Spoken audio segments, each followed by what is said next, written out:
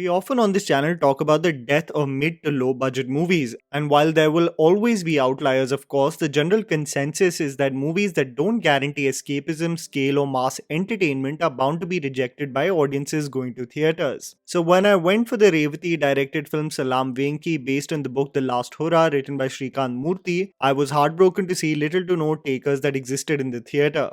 What's true post the pandemic, and at least I can say this for the Hindi speaking audience, is that one is not really willing to pay the soaring prices of theatres for a film that is destined to only leave them as an emotional wreck. And Salaam Venky is precisely that. Showcasing the story of Sujata, played by Kajol, a single mother taking care of her son, Venkatesh, who is suffering from a genetic disorder DMD, which progressively makes the individual lose control of their muscles, ultimately destined to an early death. When all hope is lost and Venky knows that there is only one destination to his journey, he requests his mother as his dying wish for euthanasia, as he would much rather be of some use to the needful with his organs rather than lie as a vegetable and a burden to his mother. This story is inspired from the life of Kollavenu Venkatesh, whose death in 2004 sparked a nationwide debate on the moral and legal implications that come with euthanasia. The film has a daunting task to not only present the complications from a societal POV, but also at the same time present a heartbreaking tale of a mother and son, one who selflessly dedicates her life to the longevity of the son, and the other who just through sheer willpower perseveres despite what experts conclude. While one would want to believe that the core of this film is the complex topic of euthanasia, its core is the emotional bond between a mother and son, and genuinely pleading and putting a point across in a world that doubts one's intentions from the onset.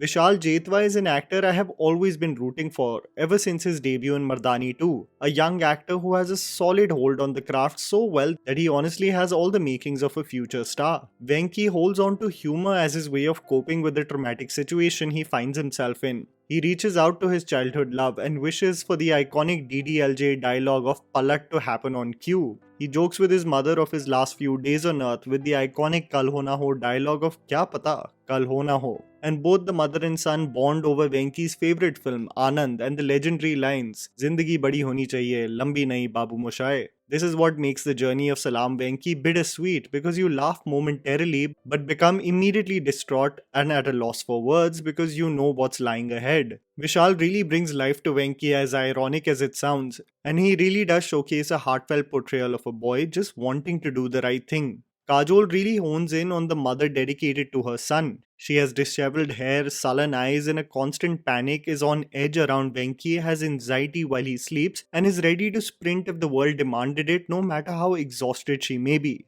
I can't even imagine the emotional roller coaster this may take on mothers around the world, because that bond and love is something unexplainable, as it's only felt rather than expressed in words, and Kajol precisely does that. She does not want to let go, and it takes every morsel in her body to accept her son's dying wish. In one moment, Kajol holds on to him, almost as if on a metaphorical edge, begging and pleading for him to return, and it really does showcase an example of an actor in such fine form. Both the leads are assisted by a stellar cast of Rahul Bose, Rajiv Khandelwal, priyamani, and Hana Kamra. But I would be lying to you if seeing Amir and Kajol together didn't give me flashbacks of their dynamic from Fana, an integration into the screenplay that is both understated and effective, especially when asked if Venky will be able to run on the other side.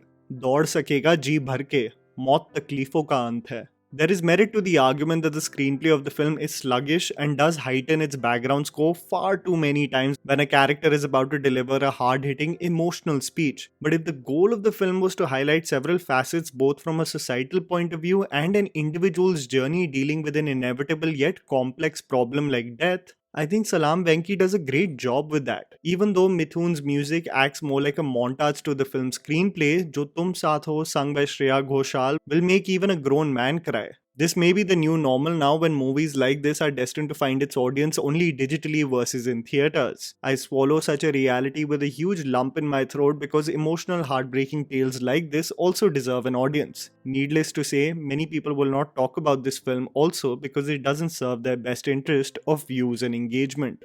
And that was a video, guys. Write down in the comments below what you thought about Salaam Venky. Please don't forget to follow me on Instagram. The handle's right in front of you. Follow me at JammyPants4. Also, please support us by smashing the like button and subscribing to our channel for weekly content ahead.